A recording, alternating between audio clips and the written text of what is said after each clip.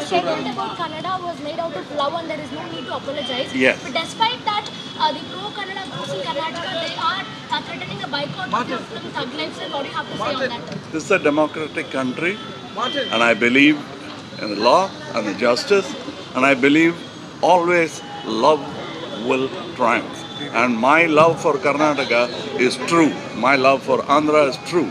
My love for Kerala is true. So nobody will suspect it except those with an agenda. Sir, Makkal no apology then, sir? Will there be no apology then, sir? Because the government is now threatening a ban.